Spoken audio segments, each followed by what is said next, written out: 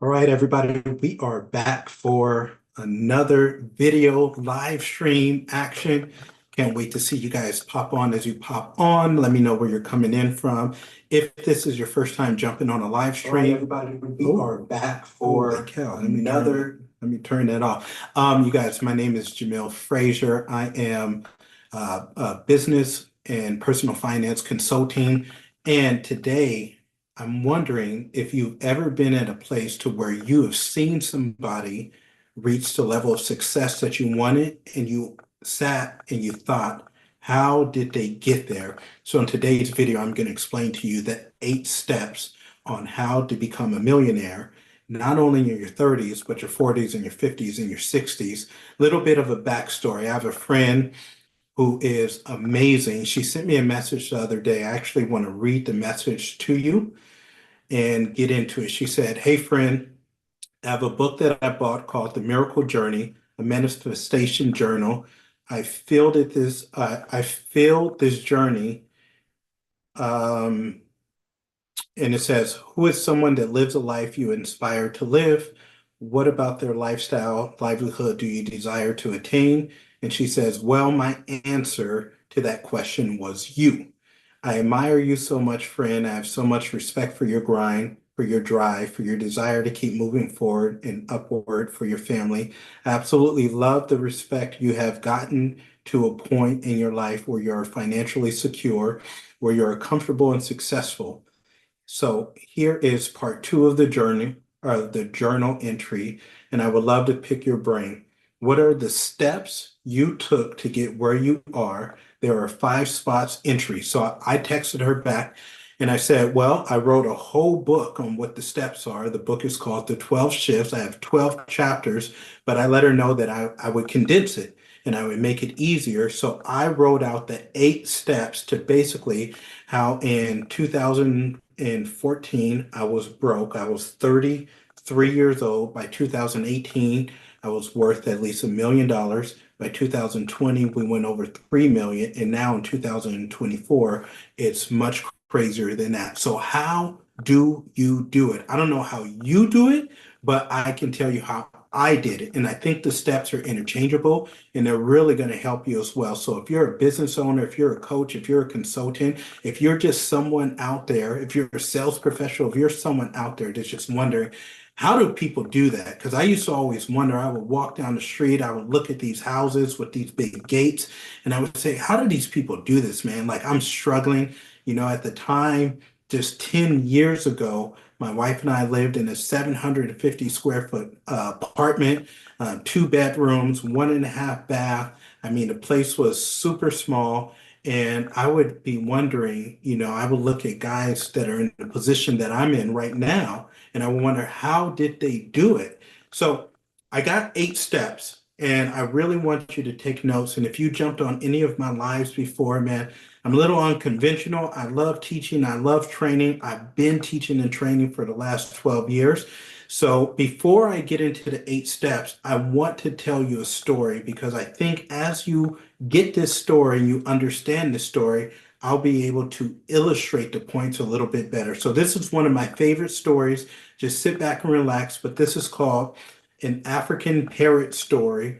And I want you to subtitle it A Caged Bird. So just bear with me for a minute because you'll like this. So, a traveler from India went to Africa to acquire some local products and animals. And while in the jungle, he saw lots of beautiful, multi-colored talking parrots. He decided to capture a talking parrot and take it back as his pet. At home, he kept his pet parrot in a cage and fed him well and gave him wonderful seeds of honey and played music for him. When it was time to return to Africa, he asked his pet parrot if there was any message he could deliver to his friends back in the jungle. Well, the parrot told his master to convey to his friends that he was very happy in his cage and that he was enjoying each day and to convey his love. Well, when the traveler arrived back in Africa, he delivered the message to the parrots, and just as he finished his message, a parrot with tears welling up in his eyes fell over dead. The man was alarmed and decided that the parrot must be very close to his pet back at home. As he finished his story, his pet parrot's eyes welled up. I'm sorry. When the traveler returned to India, he told his pet what had happened. As he finished his story, his pet parrot's eyes welled up with tears and he kneeled over dead in his cage. The man was astounded, but figured his pet died from despair of hearing about the death of his close friend back in the jungle. The trader opened up the cage and tossed the bird outside. Immediately, the bird flew up to a branch on the tree outside. The trader said to him, "So you're not dead after all. Why would you do that? You tricked me." And the bird responded, "Because that bird back in Africa sent me a very important message." The trader said, "What was the message?" The bird said that if you want to escape from your cage, you must die while you're alive. Let me say that again. If you want to escape from your cage, you must die while you're alive.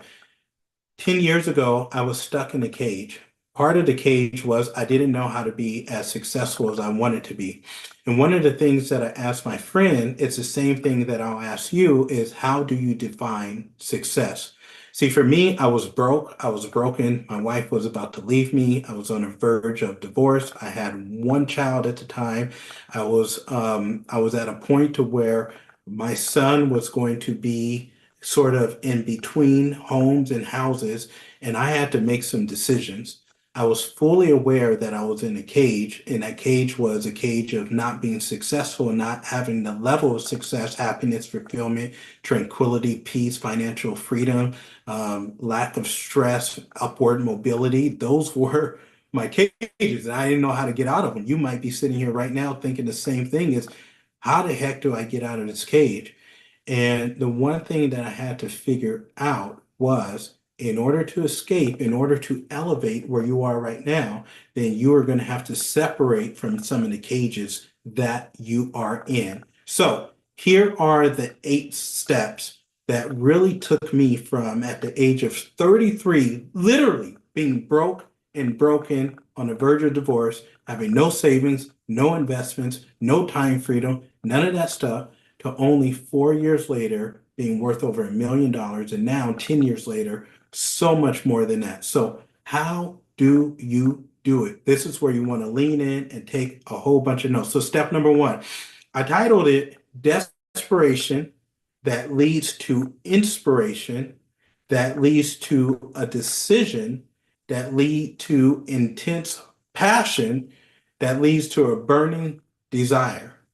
Let me say that again. Desperation, inspiration, decision, intense passion, burning desire. See, where I was is there was 3 key areas in my life that I really wanted to explode in, man. Like I was so tired of being stressed out. I was so tired of living in lack. I was so tired of living in scarcity. I was so tired of being stressed out all the time. I was so tired of staying up at night. I was so tired of not having the body that I wanted to, the marriage that I wanted to, the bank account that I wanted to, the financial freedom that I wanted to, the time freedom that I wanted to. I was sick of those things.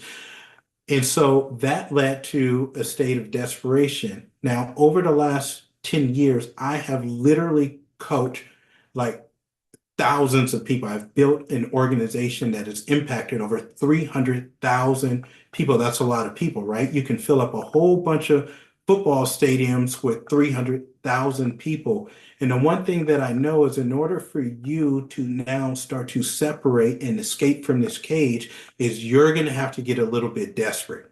I mean, you're going to have to get a little bit fed up. You're going to have to get a little bit pissed off. And if it's not desperation, then you're going to have to get some inspiration. You're going to have somebody come through or listen to a song or a sermon or go to a meeting or go to a seminar or watch a video like this. But something in you has got to get to the point to where you're just desperate to the point to where you don't care anymore. You've made a decision, and that decision is today is the last day.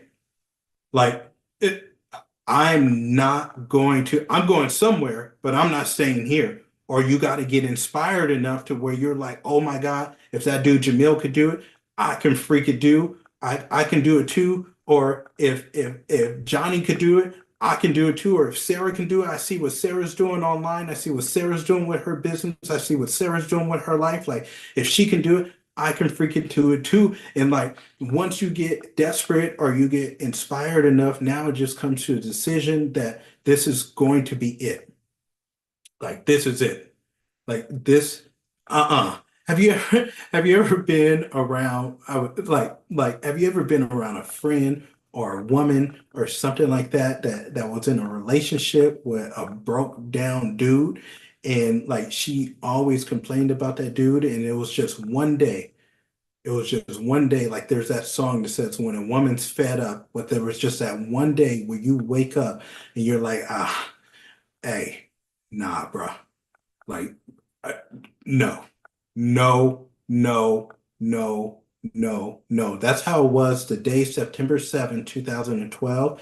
That was the morning that I left my medical sales position that paid me six figures, but I didn't care. I didn't want to do it no more. I wasn't about that life no more. I wanted time freedom for myself. I didn't care. I woke up that morning. I walked to that first doctor's office. I knocked on the door and I was like, nah, bro, never again. I can't do this. I'm not working for nobody else. Like, I got to be free. That is that type of decision. And that decision has got to push you to a burning desire. And that burning desire is, I don't care. Say with me. I don't care. I don't care what happens. I don't care about being afraid. I don't care about getting a door slammed in my face. I don't care about struggling. I don't care about having to delay some gratifications. I don't care about having to stay up late.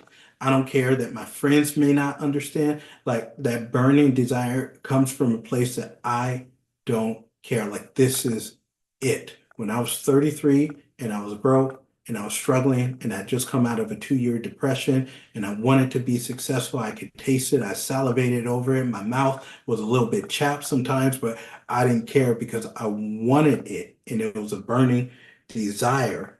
And that burning desire leads to massive action. So, three areas in my life that I wanted to see change. My physical health, I was way too heavy and I was way too overweight. I had to get my physical body in order first. And then I needed to get my marriage together. And then I need to figure out how to scale my wealth. But it all came from step number one, desperation or inspiration that leads to a decision, a concrete decision that leads to intense passion that leads to a burning desire. Step number two is you have to find people to help you. Step number two is find mentors. I call it the three C's. Write this down. Okay. The three C's. The first C, change your road dogs. The second C, change your zip code. The third C, cheat as often as possible. Let me take you back to the African story, the African parrot story. One of the things that he had to do in order to elevate, it wasn't just make a decision that, bro, this is it. This is the last day that I'm staying in this cage. And when he made that decision, what did he do? Boom, died to himself. I'm no longer going to be that old dude that I was that was comfortable sitting in this cage, getting some seeds and honey and having this dude sing to me. Nah, bruh. Like, no, no more. I'm making a decision that I'm literally going to die in this cage. And when this dude opens up the door, I'm out. Now, in order for him to be free, what did he have to do? He had to change his environment, meaning you have to change your road dogs. You have to change your zip code. You have to get away from the environment that sort of kept you where you are right now, and you have to go find a new environment. Now, in order to do that, it's going to be difficult because all the friends that you have right now, all the family members, all the coworkers, all the people at church, all the people at work, right? Like these are your people, these are your partners, these are your road dogs, these are the people that you're used to, these are the people you love and they love you. And what I'm not saying is, I'm not saying the end these relationships or get rid of them. I'm just telling you, in order for me to go to a new place, I had to take myself to a new environment. I had to take myself and put myself around people to say, Jamil, how come, like, why are you taking a whole year to make $100,000? I had to put myself around people to say, bro, um, when are you going to turn your annual income into your monthly income? I had never heard stuff like that before. I wouldn't have never thought about that before. I'm sitting next to people, I'm thinking, man, I'm balling out. I'm doing good. I'm six figures. My friends are talking about six figures. Like, and I'm going to now these new seminars, and these people are like, hey, when are you going to turn your annual income into your monthly income? Why is it taking so long? And I'm like, what do you know that I don't know? You got to put yourself around people that think bigger than you, that are way down the line further than you, and you hope that that stuff rubs off on you. And that's why I said that third C was cheat as much as possible, because once you find these mentors, man, you got to be bugging these people. You got to be calling these people. You got to be texting these people. You got to be asking them, what are you doing? Why? Because I want to cheat off of you. What are you doing with your business? What are you doing with your marriage? What are you doing with your spirituality? What are you doing with your money? What sort of investments are you making? What areas are you looking at to buy real estate? Like, what are you doing? Who do you got for a tax accountant? What do you got for a business attorney? Who do you have for a CPA? Like, I want to cheat. Whatever you're doing, I'm doing. So just let me know what we're doing. I'm telling you, man, I found some incredible mentors that I still have to this day. And so sitting on this chair right now isn't just me. Sitting on this chair right now is a woman named Karen Elstrom, a woman named Kim Fisk, a man named Bishop T.D. Jakes, a man named Jim Rohn, a man named Dr. Wayne Scott Anderson, a man named Brian Drollinger, a man named I got so many, a man named Wayne Dyer, like all these people that's sitting here right now, you might see my face, but a man named Dr. Martin Luther King, a man named Thich Nhat Hanh, like these are all of my mentors in the last 12 years, because you have to change your environment. Just like this parrot had to move himself out of this cage and move himself to a different environment, you have to do the same. Step number 3 is, man, I found a system in a business model that I can learn, that I could perfect, and that I could scale. Let me say that again. Step number 3 is you have to find a system, a business model, an industry that you can learn, that you can perfect, and that you can scale. And here's the deal. It doesn't matter what it is. What do you like to do? It could be hair.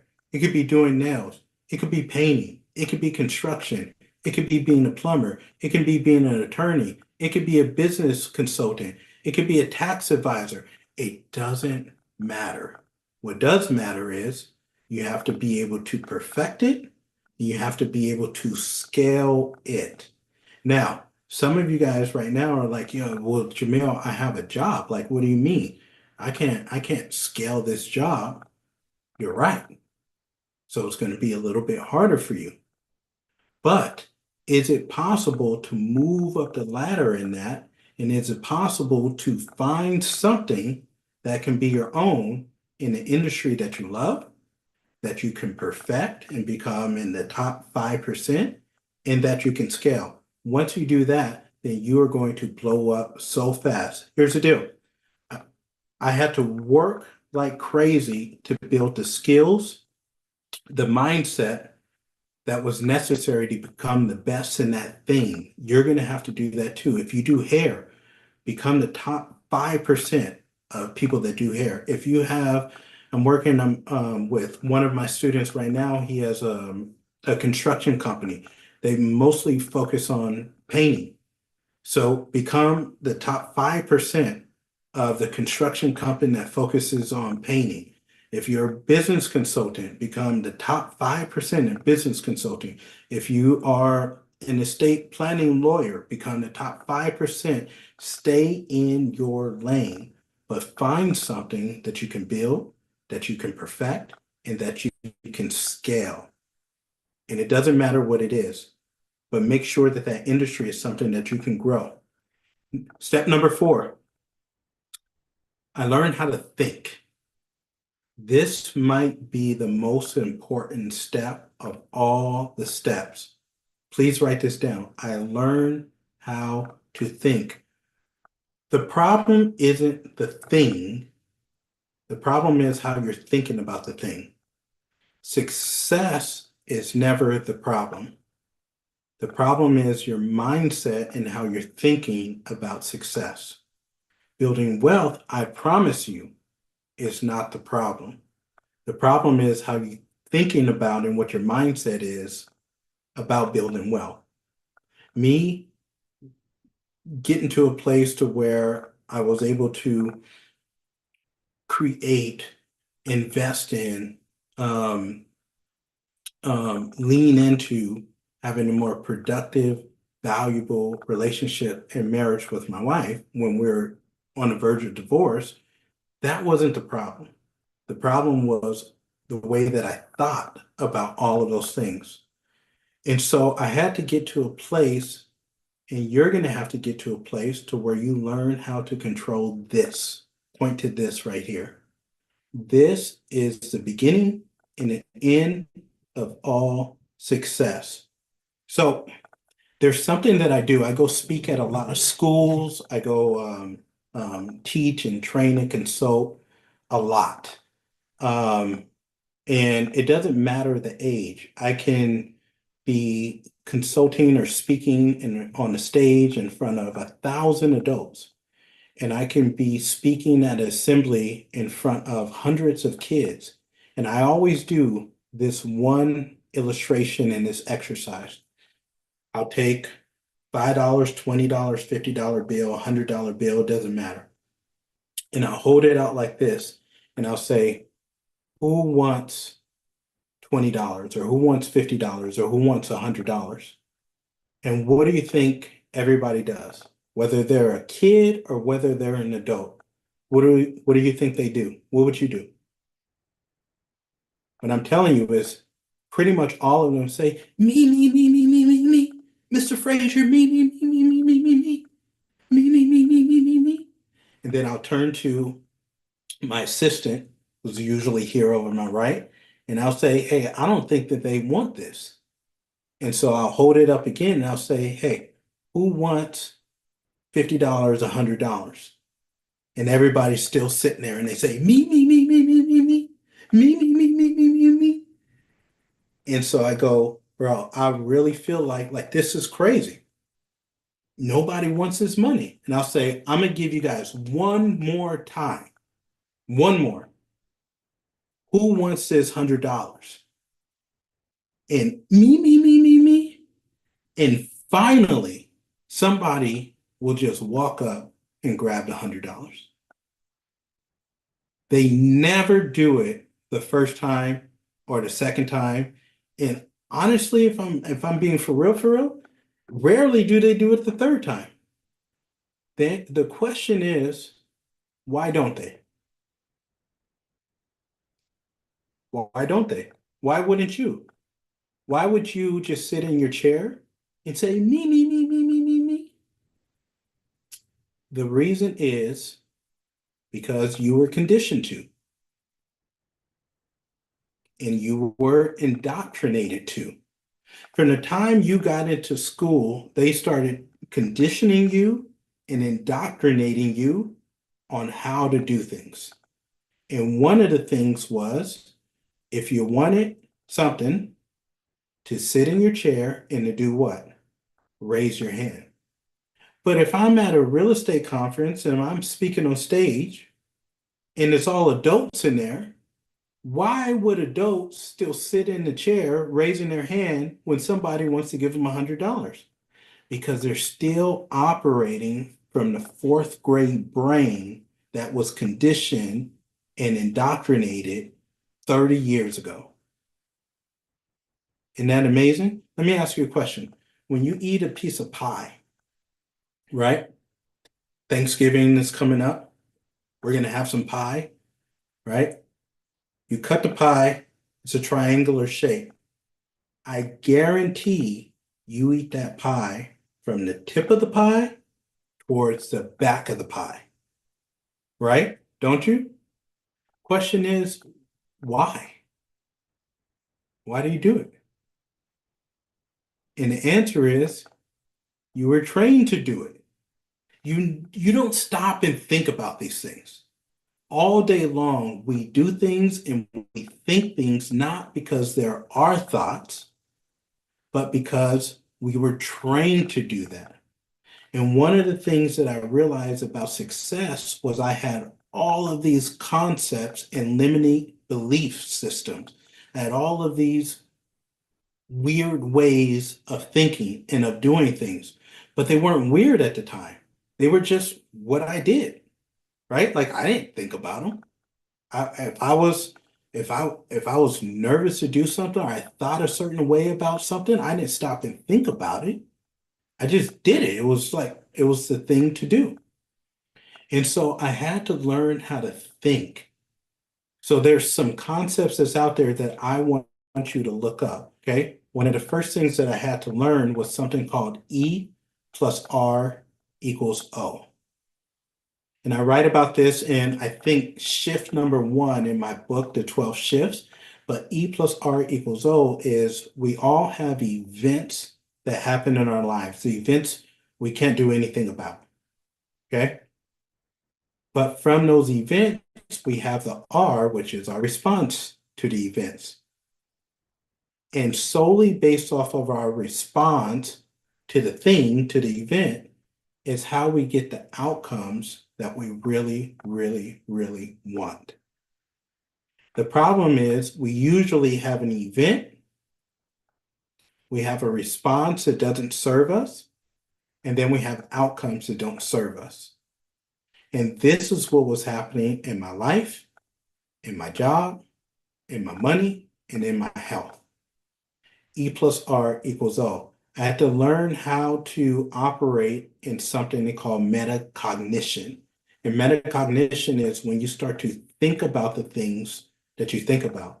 Why do I eat my pie from the tip to the back? Like, do I even want to? Is that something, is that a choice that I'm making? Does that even serve me? Is that even time efficient for me? Or am I somebody that actually likes to eat the pie from the back towards the front?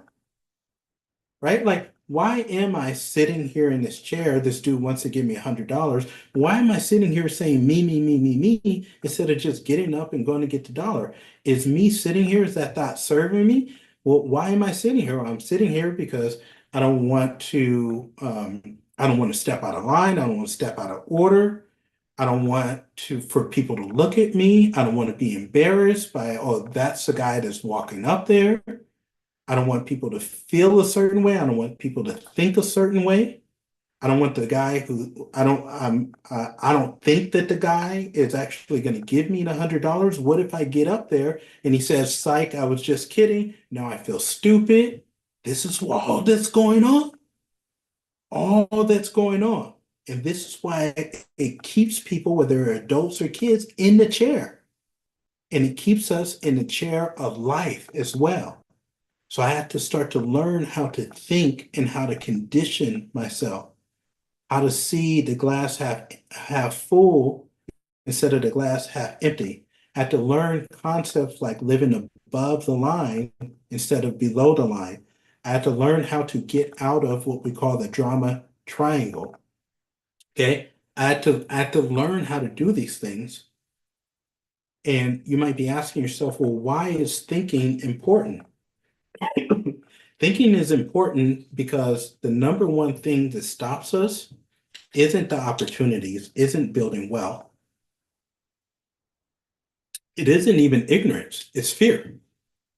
And fear shows up in so many different ways. And if you don't know how to think and you don't know how to control this, then you're not going to control the fear. And if we're fearful about things, then we're not going to do the actions. If we don't do the actions, we're not going to learn the skill set. And if we don't learn the skill sets, we're not going to get good at it. If we don't get good at it and we don't do it, then we're going to stay in the same cage forever.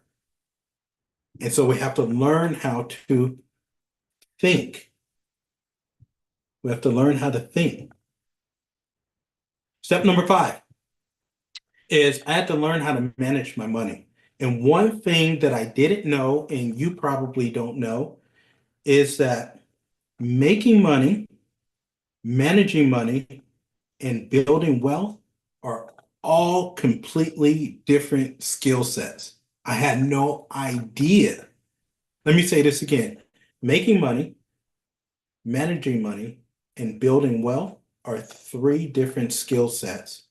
And I kind of had one, which was like I knew how to make money.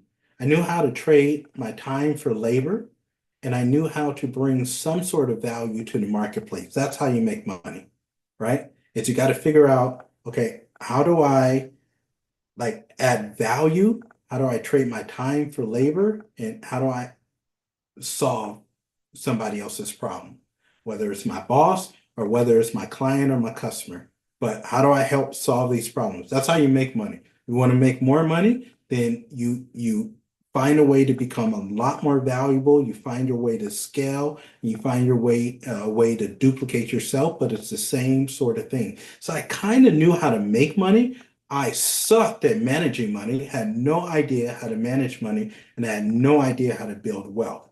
The only thing I was taught by the time I was age 33 was how to trade my time for labor and how to bring a little bit of value to the marketplace. But nobody had ever taught me how to manage money. My high school didn't teach me. My college didn't teach me. When I played college football, they didn't teach me. None of the churches I went to taught me. Like my jobs didn't teach me. I had no idea how to manage money. And the same thing with building wealth. My high school didn't teach me. My elementary didn't teach me. My college didn't teach me. I played college football. They didn't teach me. I got a job with Johnson and Johnson in pharmaceutical sales. They didn't teach me. I got a job in medical sales. They didn't teach me. Nobody taught me. I had no idea how to do it. I didn't even know it was a skill set. Right? So step number 5 is like I had to learn how to get better with making money and managing money. So making money, I had to figure out a way to increase my value to the marketplace. And then managing the money, I had to learn first and foremost how to be extremely focused and how to set boundaries. Let me ask you something. In 2020, I bought a property. It was like 5 acres. Beautiful, right? Like 70, 80 avocado trees, citrus trees, all the stuff, pomegranates, all the stuff. Now, all of the neighbors had parcels that were about the same, about 5 acres, 5.5 acres. In between each plot of land, what do you think was in between it? Right? So from my plot of land to my neighbor Robert's plot of land to all my other neighbors, like what do you think we had in between our parcels? We had boundaries. And those boundaries were called fences, gates, right? Why would you have boundaries? Why not just not have any fences on there? Why not Robert have all of his dogs run on my property? Robert bring his tractor on my property. He come on my property whenever he want. I go on his property whenever I want. Why would we have gates and fences and boundaries up? Why would we have them? Because it brings structure. It keeps us safe. And Robert knows that that's his property, and I know that this is my property, right? One thing that I didn't do was one, I wasn't focused on keeping more of my money. Let me tell you this, building wealth has little to do with how much you make. Write that down. I just gave you a freaking gem right now, because you might be thinking, I got to make 100,000 or 200,000 or 300,000 or 500,000 or 1,000,000 or 2,000,000 or 3,000,000. No, you do not. It's not about how much you make. I'm telling you, put that in your notes. It's more about what do you keep and how much do you keep. I work with students that make $50,000 a year that keep more of their money than my students that make 300,000 or 500,000 a year. Okay. It is not about how much you make, but it's the focus on how much can you keep. And my problem at the age of 33 was guess how much I was keeping?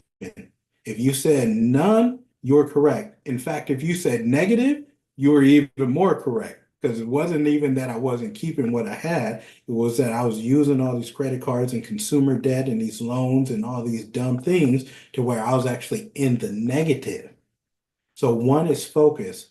Number two is you got to set boundaries. Just like you have a gate around your property, you got to have a gate around your money.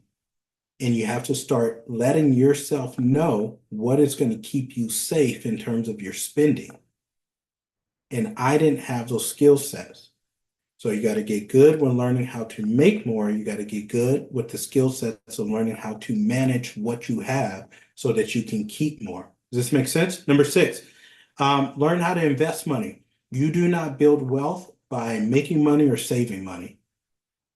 You build wealth by investing money and scaling money. And that is a skill set. Two things you want to do in order to start to maximize and accelerate that skill set. Number one, you have to learn to be patient. Building wealth takes a skill set that most people don't have. And certainly these days it's getting harder and harder because we scroll and we have to have things right now. And I got to have a microwave success. And if I invest $5 today, I want to see $5,000 tomorrow. And I'm on TikTok. And if it doesn't excite me in 1.5 seconds, I'm to the next video. Like it's hard to be patient. And this is why a lot of people don't build well. It's because they got to have stuff right now. The skill set that I built was the skill set of being super patient, having high emotional intelligence. These are two extremely important skill sets to build wealth. Is you have to be patient. Wealth is built over time, and it's built over time to give you more time. Let me just say this. Oh, that was a bar, man, Jamil. I'm feeling myself. It's built over time so that eventually it gives you more time. It is something that you'll want to do is you want to invest, invest, invest, invest, invest. And at the beginning, you're not going to see any progress. You're going to be like, bro, what? I'd rather just spend this money because I'm not seeing it earn me anything. I'm not seeing it make me anything.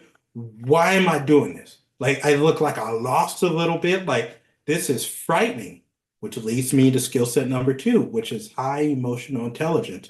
One of the ways that I built emotional intelligence was by building a business. And building a business and an organization forced me to chill out, learn how to think. And once you learn how to think, you're able to self-analyze and actualize. And you're able to say in this moment, gosh, I feel really anxious or I feel really scared, or I just invested $100 and I looked at my account, today and it was at 80. I'm really nervous. I don't want to lose this money. Maybe I should just cash out and take the $20 loss and that way I have my $80. Nope. If you do that, you have low emotional intelligence. You do not know how to manage your emotions right now. And building wealth is about patience and it's about managing those emotions. It is about seeing what looks like you lost the $20 and not doing anything. It's actually doing the opposite. The opposite is, my goodness, I put in $100 into this low cost index fund yesterday. Today, it's only at $80. I kind of want to sell everything and get out of this because it feels really spooky and scary. I don't want to lose my money. The patient and the emotional intelligent person says actually the opposite. Oh my gosh, it fell to $80 today. I want to invest another $100 in there because now those assets are on sale. And if it's on sale, I should buy more. You see what I'm saying? Those are two skill sets that most people don't have, and that I certainly didn't have at 33. But by age 37, when I finally hit a million, I started to develop those skill sets of one, being really patient, looking 10 years down the line instead of 10 days down the line, looking at 2034 instead of just looking at 2024. Patience and really being able to manage those emotions to where when things look bad, they actually look good. It's the opposite. And those are emotions that most human beings don't have. And I'm telling you, if you want to just throw gasoline on this wealth building process, those are the two things that you got to develop like ASAP. Okay. Step number 7. I learned how to teach others how to do what I did. In every step of my journey, even right now, I'm teaching you what I did, right? And that's the great thing about actually doing it, is because it's so easy to teach it. Because even when I started this video, I said the 8 steps of becoming a millionaire in your 30s and your 40s and your 50s or your 60s, right? And I said, I don't know how you can do it, but I know how I did it. And if I did it, then you take the same principles and you do it. So it's so easy for me to teach because what? I did it. When I built a health organization, I did it because I first lost weight. And when I lost all my weight, all I had to do was turn around and teach other people how to do it. Then I built a business doing it. And then I said, wow, okay, I got to scale this business. So why don't I go find other entrepreneurs that also want to build a health business? And why don't I teach them how to build their business because I had already built mine? And then I started writing books and I started teaching other people how to write books. And then I became a wedding officiant and I started teaching other people how to do that. And then I started speaking on stages and I started teaching other people to do that. And I saved my marriage and I started teaching other people how to get their relationships right. Right. And then I built millions of dollars and now I'm teaching you how to do the same. So here's the deal. When you start teaching other people how to have transformations that you already had, step number 1 is it pays way more than you actually doing the thing. Okay, me showing other entrepreneurs how to build and scale businesses paid way more and pays way more than me scaling my business, working with my clients individually. Now, it doesn't happen right away at the beginning. That's why you have to have patience and emotional management. But on the back end, it pays significantly more. Okay. Now, the second point is you don't only get compensated more financially, but because you're helping other people, you get compensated spiritually, mentally, and emotionally as well. You get to go to bed at night saying, I made a difference in somebody's life. And when you start to get compensated to the 10th degree financially, spiritually, emotionally, then you have a life of fulfillment and happiness and peace that falls onto you that other people just don't know how to experience. So that's step number 7 is start teaching other people how to do and make the transformation that you just made. Step number 8 is I had to learn to keep reinventing myself and reinvesting into myself. So I submit to you that you will need to do the same thing. Start reinventing yourself and investing into yourself. Write this down. Your business, your life, your fulfillment, your happiness will never be bigger than you are. Let me say this again. Your life, your business, your wealth, your bank account. You can never take more withdrawals out of life, your business, your bank account, your marriage than you have put in. Let me just say this again. See, a lot of us we want to withdraw a lot. I want to take, right? I want to take out, but we haven't deposited anything. How can I go to my bank account right now or go to my brokerage account and want to make a withdrawal if I never did a deposit to begin with? So if you're not depositing and reinventing yourself every year, how are you going to take a withdrawal from that and ask for more? How are you going to want a blessing in excess when you haven't been faithful with the little? It doesn't make sense.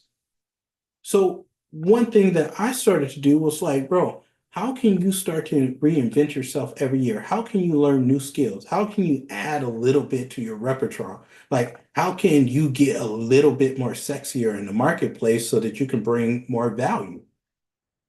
So every year I would go into a year, and I still do this, and I encourage you to do the same, but every year go into a year focusing on getting better with at least one thing. So I've had years to where my one thing was like, I'm about to get jacked, ripped, understand how proteins work, understand how creatine works, understand how hydration works, understand how muscle building works. Like, I'm about to be that dude that knows about physique and fitness and protein and all that stuff. Another year was just strictly, I want to learn how to become a leader. I want to learn how to become a leader over men and women and how to scale my organization. Another year, I wanted to learn how to marry people. I want to learn how to become a wedding officiant. Another year, I wanted to learn how to raise capital for businesses that I was going to invest in. I was scared. I never had to do it. With my business, I started with $200. Now I'm investing in these companies to where I might be allocating 100,000, 200,000, 300,000 to invest into these companies. But I've never had to raise money for a company. So I specifically went into a year to where I wanted to learn how to raise money. I was always envious of guys that knew how to do that because I saw those guys as being real businessmen. And so I wanted to learn how to do that and prove to myself that I could do it. Well, in order to do it, I had to build a skill set to do it. Now I know how to do it. So do you think the marketplace will pay somebody more that knows how to raise money, that knows how to raise 1 million, 2 million, $3 million? Of course, 5 years ago, I didn't know how to do that though. But I specifically wanted to reinvent myself and add more skill sets to what it is that I'm doing and who I am. Because again, my success is never going to get bigger than who I am. I had a year to where I wanted to become an author. You guys, I promise you, I don't even know how to spell. If you watch this channel, I'll have my whiteboard back there and I'll have all these misspelled words on my whiteboard. Why? Because I don't know how to spell. But I have two best-selling books about to drop the third one. So what does this tell you? You don't have to be bright. You don't have to be smart. You don't have to have a freaking 1600 SAT score. You don't need none of that stuff. You know what you need? Step number one that I just told you, right? You got to get desperate. You got to get fed up. You got to get inspired. That's got to lead to a decision, which got to lead to freaking burning passion to the day you say there's no more. And I'm not staying here. I don't care what happened, who I got to ask, where I got to drive, where I got to go. This is it. Like, nah. Mm-mm. No, no, no, no, no. This is it. That's what you got to get. Like, you got to get that type of energy. You got to get that type of energy, bro. Right? So you have to keep expanding your value. People pay me $20,000. Why would they do that? Where 10 years ago, nobody would pay me $20,000, right? Like, people pay me $7,000 to come speak and do a keynote. Why would they do that? 10 years ago, nobody would do that because I've reinvented myself. I've added more skills to what I can do, and I've reinvested into myself every year. every year I'm investing tens of thousands of dollars into coaching and training and mentorship, right?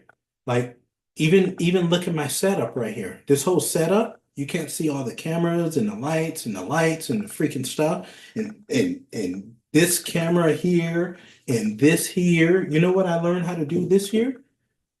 I'm learned how to edit. I spent $10,000 on all this stuff. Why? Because I want to look crispy for you so that you know that this dude's for real. So 10 years ago, I wouldn't have invested, I wouldn't have made that deposit. When I paid $10,000 for all this equipment, did I immediately get a return? No, no. But if I want more withdrawals, then I have to make more deposits. And if you want more withdrawals, then you have to make more deposits. Does this make sense? So that's step number 8. So here's some indie thoughts for you. I don't even know how long we've been on here. Here's some indie thoughts. Think about any time that I said I learn. Write that word down. Learn. Underline it. Anytime I said I learn, all I'm saying is I anybody can do it. Because when you say I learn, that's just pointing to a skill. And if it's a skill, then anyone can learn that skill that has the desire to learn the skill. Now, if you don't have the desire to learn the skill or to learn the thing or get good at the thing or become the top 5% at the thing, not quit on the thing, stay in the thing, stay in your lane in the thing, then no amount of podcasts or books or videos or anything is going to help you. But if you have the desire, then you can learn skills to whatever the thing is that you want to do. And that's why I love this whole journey about reaching success, is because it's learned. And as long as you're willing to practice, then you can learn anything. It doesn't matter if it's a language or how to be a better speaker, or a leader, or a parent, or an investor. It does not matter. And here's a great thing about success. They're all principle based, meaning it doesn't matter if I have an outgoing personality and you consider yourself shy and introverted. It doesn't matter.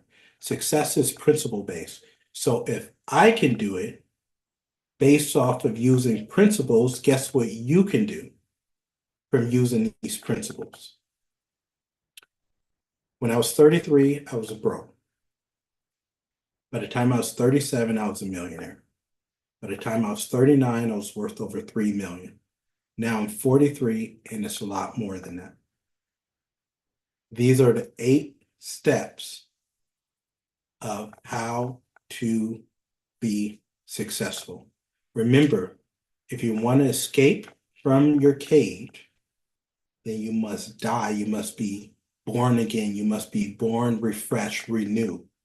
You must die to that old person, change your environment, make a decision, and then follow the steps. I hope that this video has brought you value. If so, consider subscribing, giving it a thumbs up, sharing it with a friend. I make these videos because I know what it is like.